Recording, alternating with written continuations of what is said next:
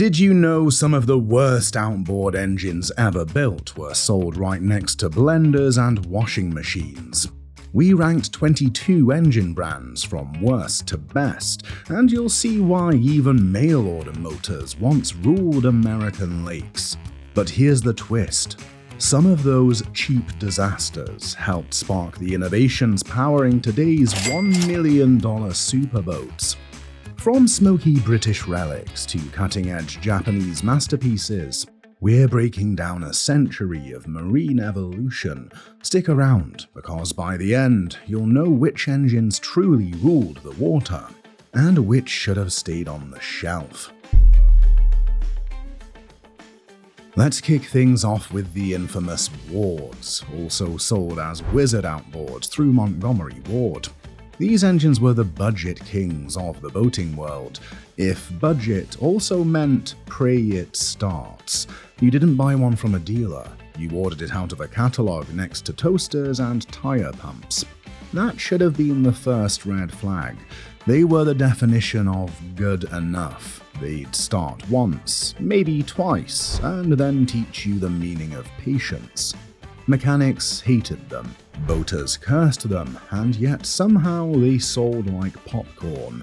It's said if your Wizard still runs today, you don't have an outboard, you have a miracle. The British Seagull, an engine that sounded like a cement mixer swallowing gravel. Built in the UK from the 1930s onward, this thing was the cockroach of the boating world. Ugly, loud, but practically unkillable. If it had feelings, they'd be oily and sarcastic. Every pull of the starter rope was a gamble. Sometimes it roared to life, other times it simply mocked you. It drank fuel like it was free and left a smoke trail visible from orbit. Still, it earned a cult following because no matter how badly you treated it, it just kept going. It didn't care about style or speed, just stubborn survival.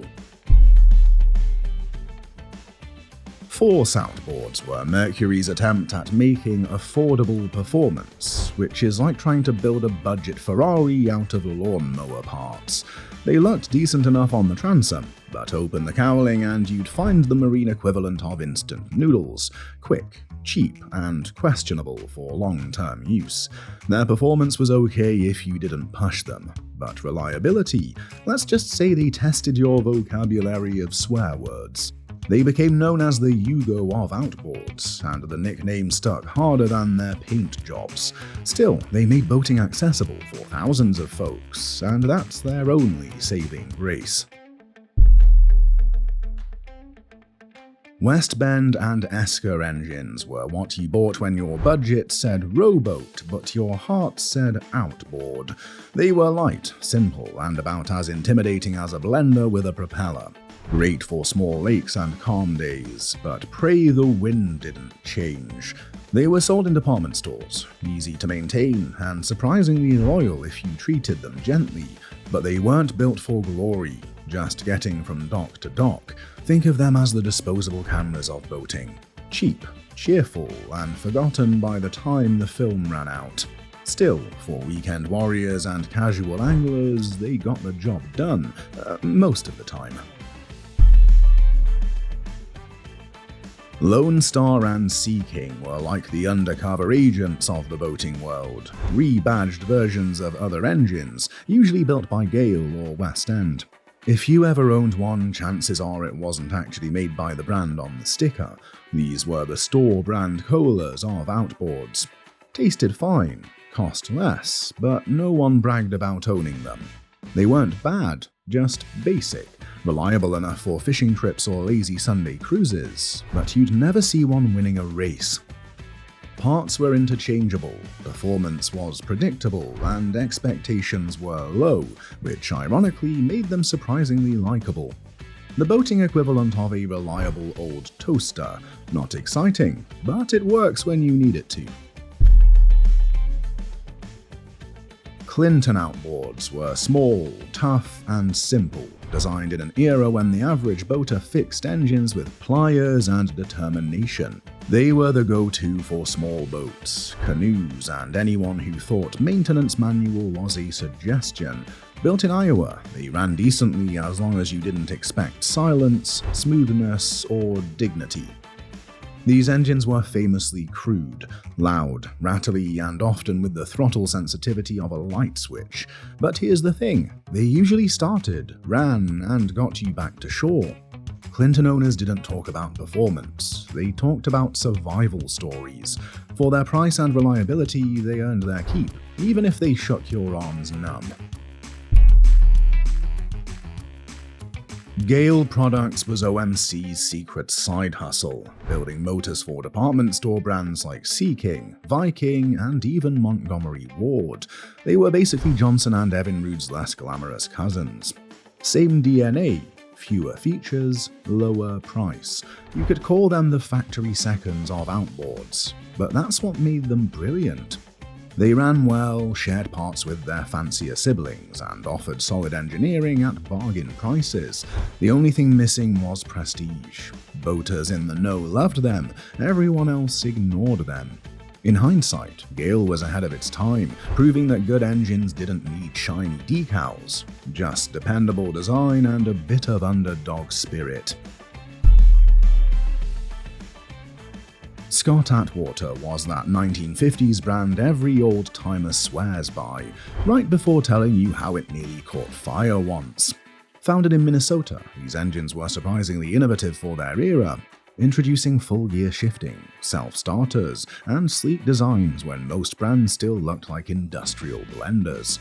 They had real engineering flair, until corporate chaos struck. By the late 50s, Scott merged into OMC, and that's when the magic faded. But in its prime, a Scott Atwater on the back of your boat meant you weren't just going fishing, you were showing off. Sure, it might sputter like an asthmatic dragon, but it did so with class. Ah, yes, Chrysler, the automaker that decided, cars? Nah. Let's do boats too, and for a while it worked. Their marine engines looked bold, sounded mean, and pushed serious power. You'd see them on everything from flashy runabouts to muscle boats, complete with that signature Chrysler growl. But after the 1970s, support dried up faster than a puddle in Arizona. When Chrysler Marine folded, parts became rarer than honest politicians. Still, there's something cool about firing up a Chrysler inboard. It's like boating with a Detroit muscle car, if only finding parts didn't feel like a treasure hunt through time. If you're enjoying this engine countdown so far, hit subscribe and like. We're just getting into the real heavy hitters. The legends, the powerhouses, and the game changers are still ahead. Now for a Mediterranean surprise. Selva Marine.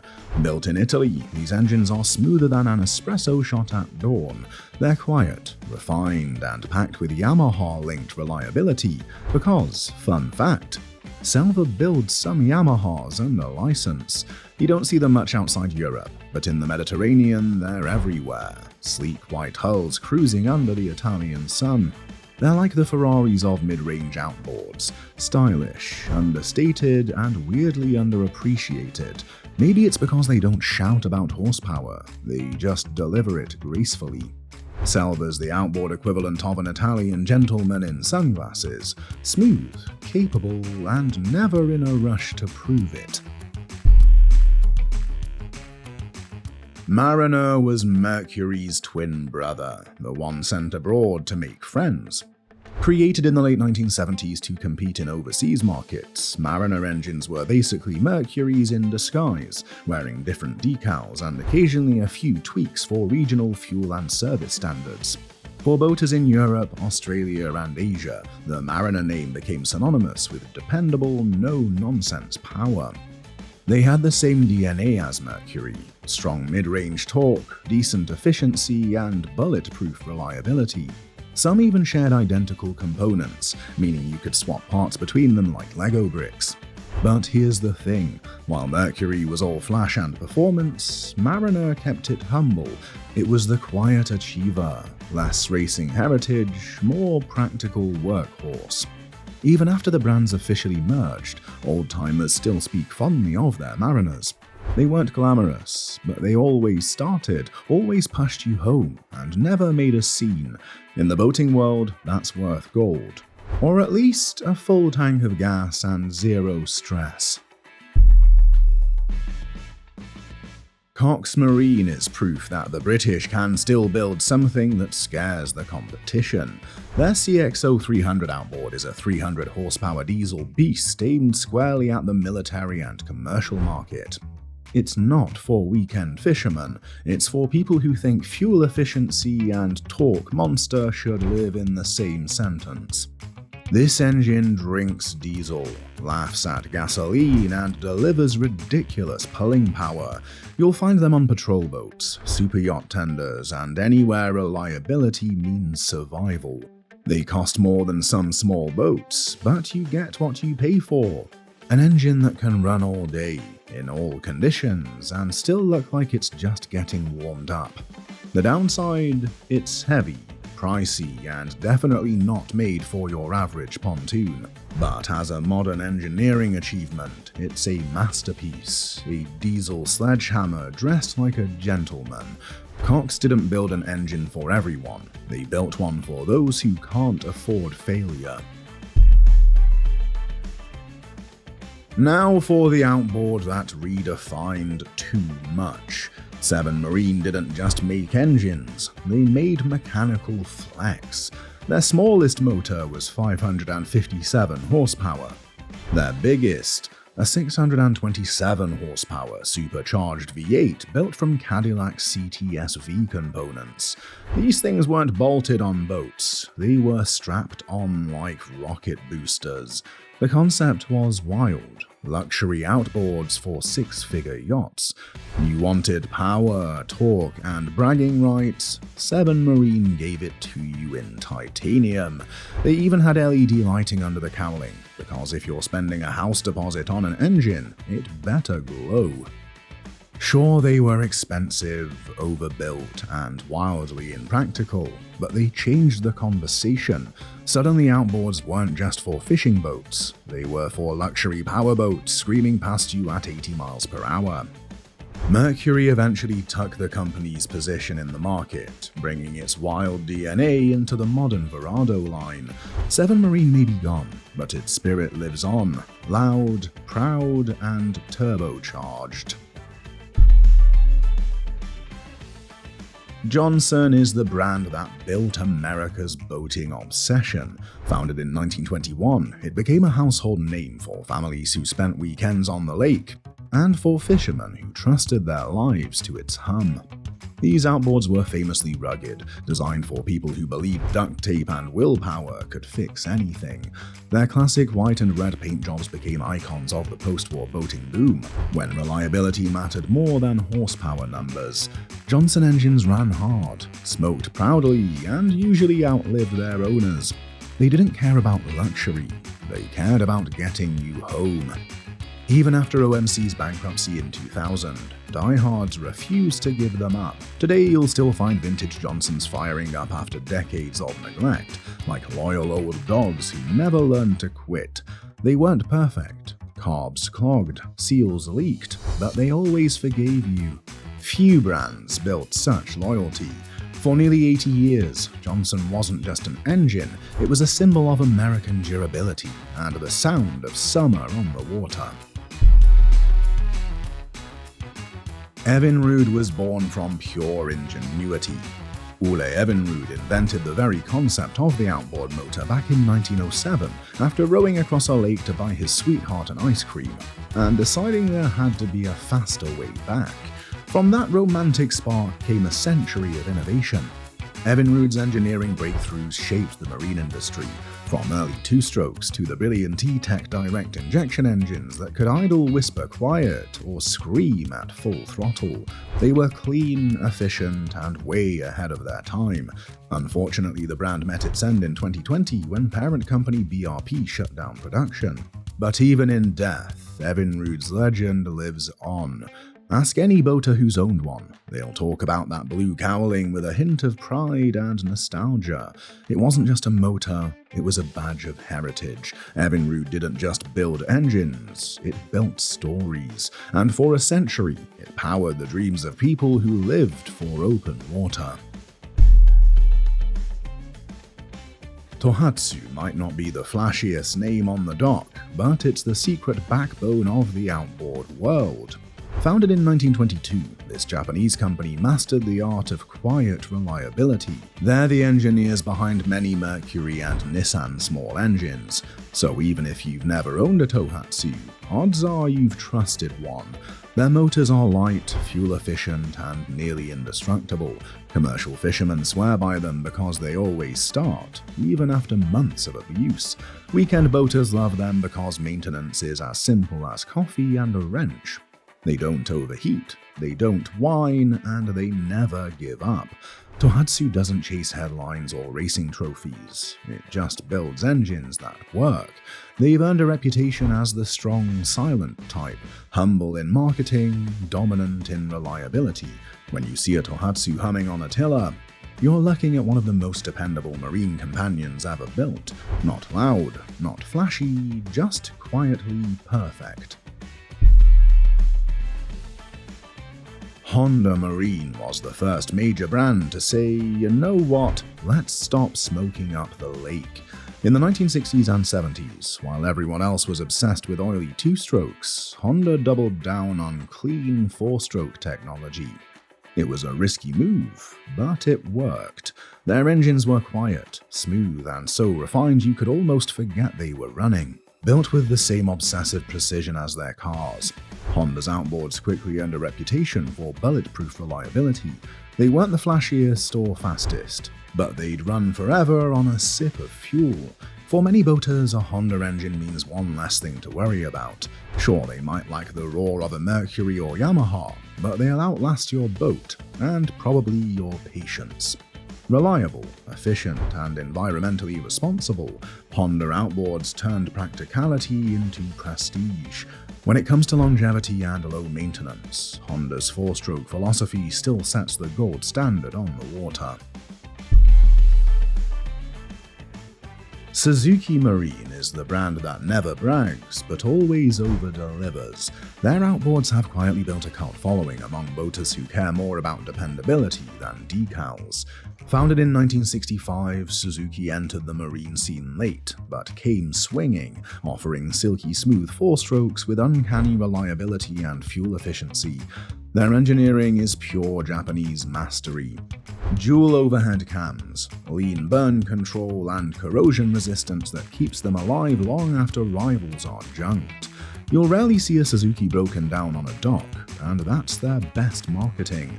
They're the sleeper hit of the boating world, often overshadowed by Yamaha or Mercury, but beloved by those in the know. They're whisper quiet, easy to service, and ridiculously tough. Fishermen in saltwater swear by them. Rental fleets abuse them, and they just keep going. Suzuki doesn't sell hype, it sells peace of mind. If outboards were cars, this would be the Lexus of the water. Refined, reliable, and quietly dominant. Mercury Marine isn't just a brand, it's an attitude. Founded in 1939, Mercury built its empire on speed, power, and innovation. These are the engines that scream across racecourses and saltwater bays, with iconic black cowling glinting like armor. From classic Black Max two-strokes to today's monstrous 600 horsepower V12 Verado, Mercury has always pushed boundaries and wallets alike. Their technology is outrageous, in a good way. You've got joystick piloting, digital throttles, automatic trim, and even steerable gear cases.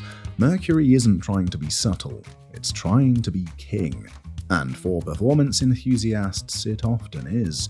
Sure, maintenance can be pricey, and they occasionally remind you they're high-strung, but when you want power that feels alive, Mercury delivers.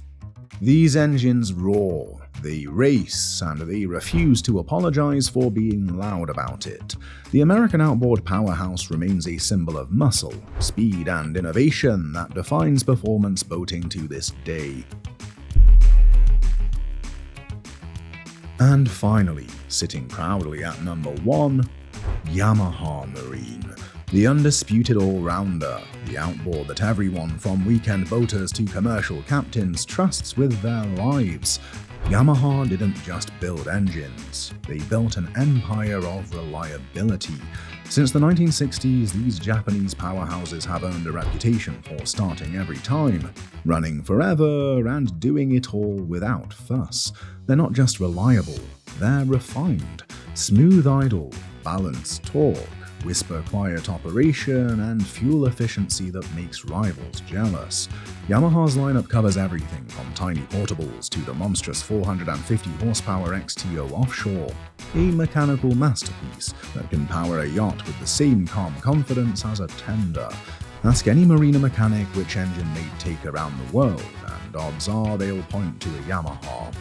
It's the brand that combines innovation, durability, and global service support so vast that you're never truly stranded. In the world of outboards, Yamaha isn't just the benchmark, it's the blueprint, the engine every other manufacturer quietly measures itself against, and the name that defines modern marine perfection. And that wraps up. We ranked 22 engine brands from worst to best, from the smoky relics that barely floated to the engineering legends that defined entire generations.